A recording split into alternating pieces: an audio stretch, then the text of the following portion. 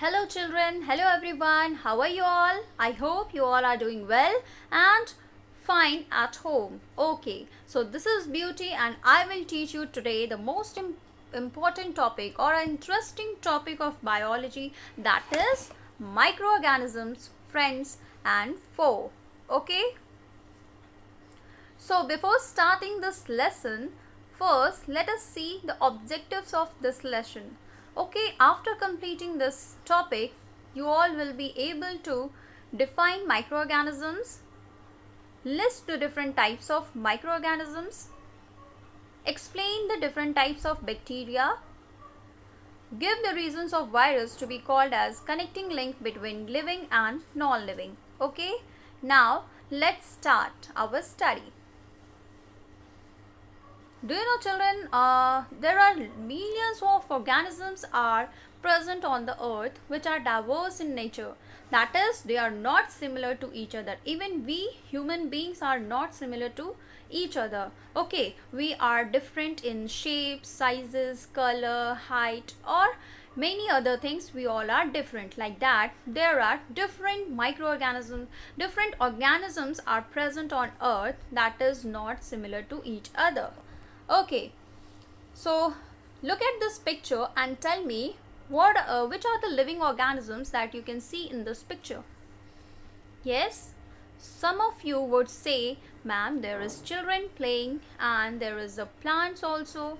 So these are the living organisms. But do you know children, apart from these, there are many other organisms are present, maybe on the tree, maybe on the ground, in the soil, okay, everywhere.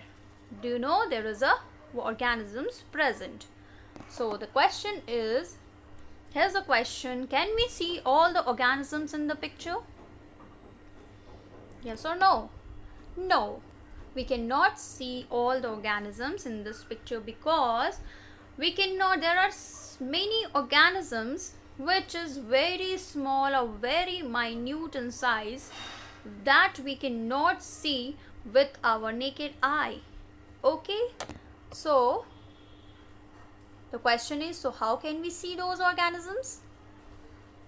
To see those organisms, we need a special instrument called microscope, and with the help of this microscope we will see such smallest and tiny microorganisms or organisms.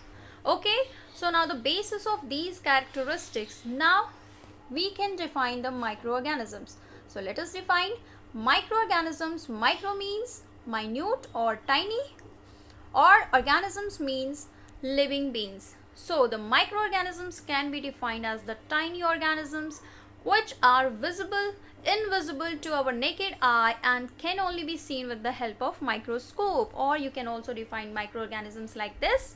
Microorganisms are tiny organisms which we cannot see with our naked eye, and to see the such organisms we need a special instrument called the microscope. Okay, so now everything is clear. What is microorganisms? Okay, now let us see the different types of microorganisms. There are 5 major groups of microorganisms. On the basis of structure and function of the microorganisms, we categorize microorganisms into 5 major groups. These are bacteria, algae, fungi, protozoa and virus. So these are basically 5 types of microorganisms categorized on the basis of their structure and function. Okay, now let us see one by one these microorganisms. First one is bacteria. Okay, so can you name the organisms that is responsible for making curd from milk? Yes, do you know?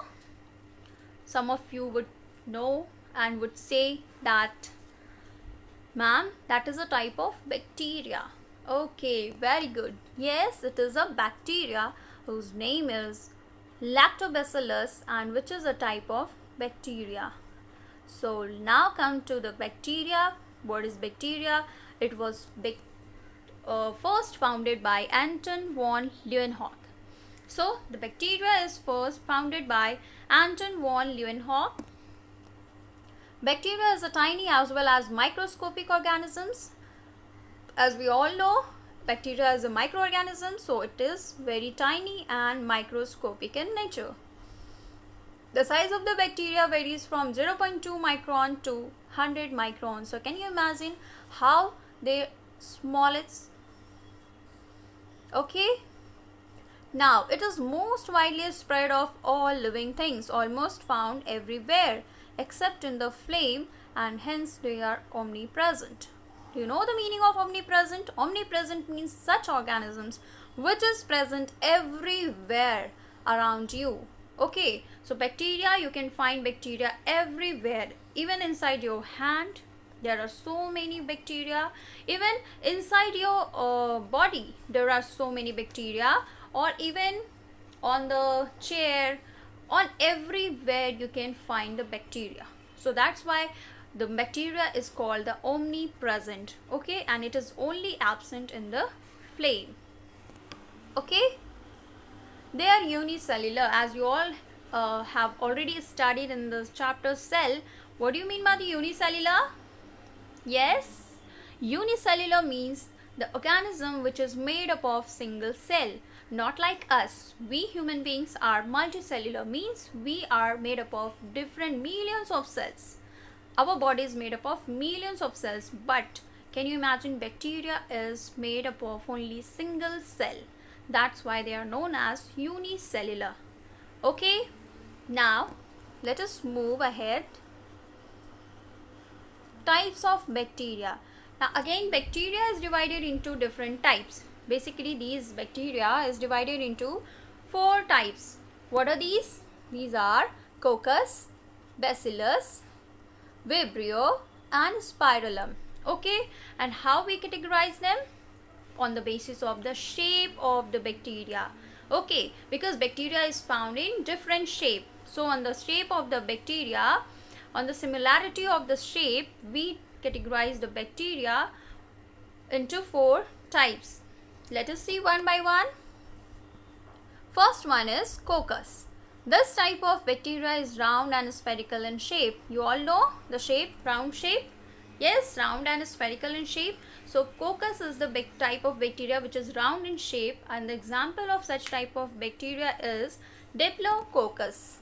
Okay, Diplococcus pneumoniae, and this bacteria causes the pneumonia in human being. Pneumonia is a disease and it causes in human being. Okay, so you can see in this picture that is round in shape. Okay, these are round in spherical in shape, that's why they comes under this type of bacteria, that is Coccus. Next type of bacteria is Bacillus. This type of bacteria are rod in shape. Rod in shape. Have you ever seen the rod? Okay, like that you can see in this picture the rod shaped. So this type of bacteria is rod in shape, and the example of such type of bacteria is Lactobacillus and Bacillus tuberculosis. Lactobacillus is a useful bacteria. It helps in making curd from milk, and Bacillus tuberculosis is the harmful bacteria which causes the disease like tuberculosis in human being. Okay, so these 2 bacteria are the examples of Bacillus, that is a type of bacteria. Okay, now come to the third one. Third type of bacteria is Vibrio. This type of bacteria are comma in shape. Comma in shape means they are comma in shape. Vibrio cholerae. You can see in this picture, these bacteria is in comma shape.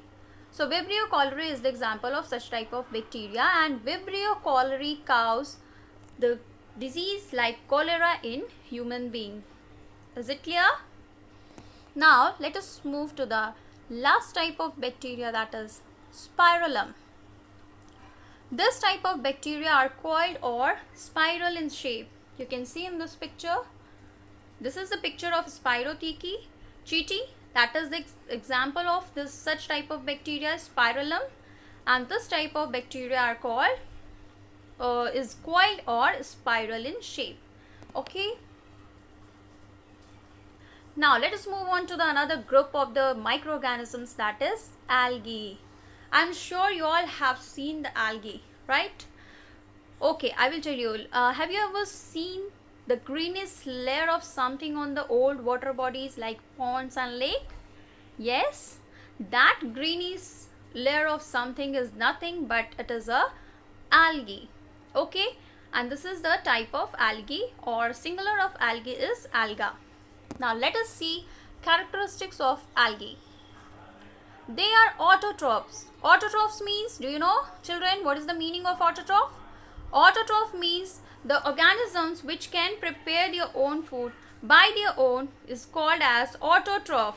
Okay, so autotroph is a, because they have the chlorophyll and they are plant-like, not a plant, but they are plant-like. Why we cannot call them as a plant-like or a plant? Why we call them as plant-like only?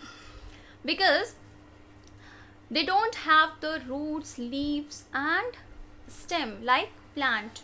Okay, so we cannot say them as a plant, but they are plant-like because they have the chlorophyll, and in the presence of sunlight they prepare their own food by photosynthesis. Okay, they are mostly aquatic. Aquatic means they are mostly found in the water bodies, ponds, lake, sea water and other water bodies. Colonial or filamentous. Some algae lives in colony, but some algae lives like a filament. Okay, unicellular to multicellular means some algae is unicellular, that is made up of single cell, and some algae is multicellular, that is made up of more than one cell.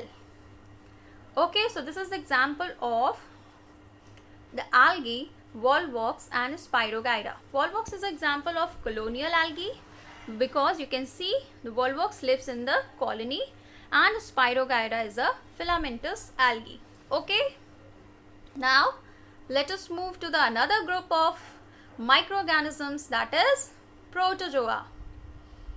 Let us see the characteristics of Protozoa. Heterotrophic.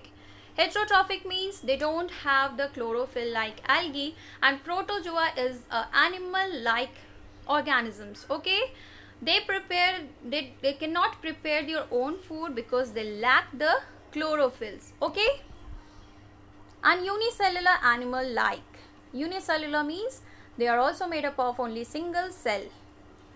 Parasites, they are mostly parasite or saprophyte. Okay, parasite or saprophyte means some Protozoa, parasite means lives in the host, and some Protozoa is saprophytic, that is eats only dead and decaying matter. Okay, and they are mostly aquatic, means lives in the pond or lakes, sea water and other water bodies.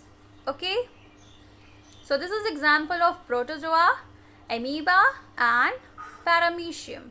Paramecium, you can see the slipper shaped Protozoa. Okay, so these two are the examples of Protozoa. Now next, let us see the another group of microorganisms, that is the fungi. Fungi, have you seen ever a bread? Okay, have you seen when you left the bread for 2 to 3 days in the moist condition, what you will see? You can see the grayish appearance on the fluffy appearance on the bread. That is nothing, that grayish appearance is nothing but that is the fungi or called molds. Okay, fungi are saprophytic or parasitic. Means saprophytic means they eat dead and decaying matter. Parasitic, they live in the host. Inside the host means host may be human beings or some other organisms. So they take their food from the host cell. Okay, so fungi are mostly saprophytic and parasitic. Unicellular, multicellular means some fungi are made up of single cell and some fungi is made up of multicellular, that is made up of more than one cell. It doesn't have chlorophyll. Yes, it lacks chlorophyll, and it doesn't have chlorophyll like algae, so it cannot prepare their own food. That's why they are saprophytes and parasitic. Okay, chlorophyll absent. The example of fungi is yeast, mushroom, as you all know about mushroom. You all are familiar with mushroom.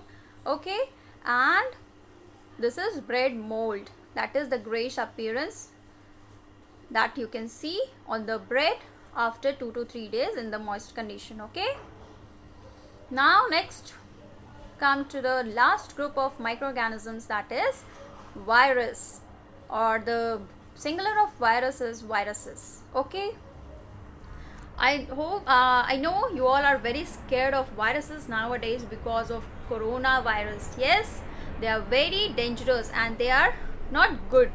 Yes, so viruses lie on the borderline of living and non-living. They are very fascinating character.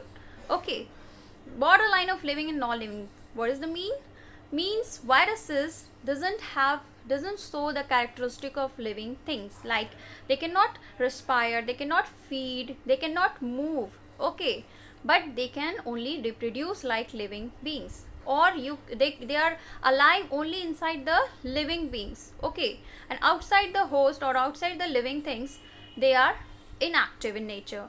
Okay, they are dead in nature. Okay, that's why viruses are called as the connecting link between the living and non-living. I think everything is clear now. They are minute organisms, means they are the smaller organisms, smaller than bacteria. Okay, and we cannot see some viruses in through microscope.